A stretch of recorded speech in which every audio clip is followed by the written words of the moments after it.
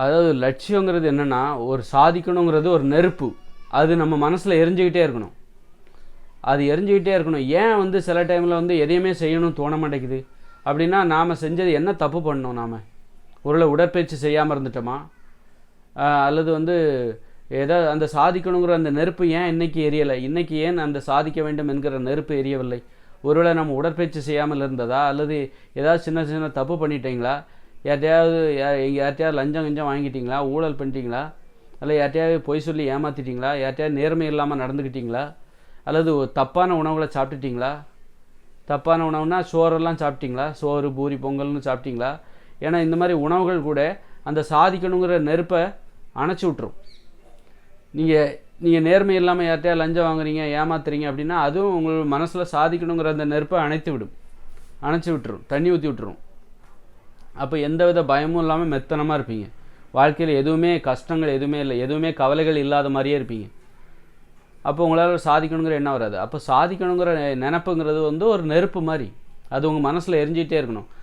அந்த நெருப்பை அணைக்கக்கூடியது எது தெரியுமா?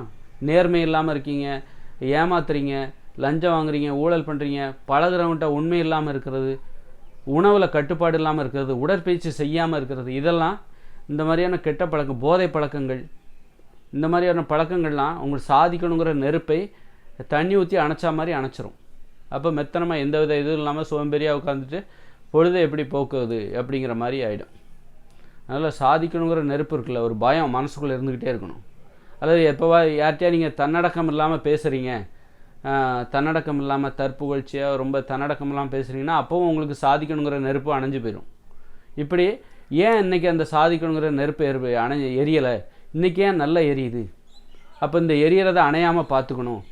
ஏன் நேற்று நல்லா எரிஞ்சது, இன்றைக்கி ஏன் எரியலை, நம்ம என்ன தப்பு பண்ணோம் அப்படிங்கிறது எல்லாம் நம்ம கவனிக்கணும். அப்போ தான் நம்ம தப்புகளை திருத்த முடியும். சாதிக்கணுன்னு போயிட்டாலே நம்ம தவறுகள் திருத்தப்பட்டு கொண்டே வரும். அதனால் சாதிக்கணுங்கிற எண்ணம் இல்லாமல் இருந்தால் அப்போ ஏதோ நிறைய தப்பு பண்ணுறோன்னு அர்த்தம். நிறைய தவறுகளை செஞ்சுட்டு வரோம். அதனால தான் அந்த சாதிக்கணுங்கிற அந்த நெருப்பு எரியாமல் அணைஞ்சு போச்சு. ஆனால் உள்ளே அது கனந்து கொண்டே தான் இருக்கும். அதில் நிறைய புதர்கள் மண்ணெல்லாம் மூடிக்கிட்டு இருக்கும். அதை திரும்ப நம்ம எரிய வைக்கணும்.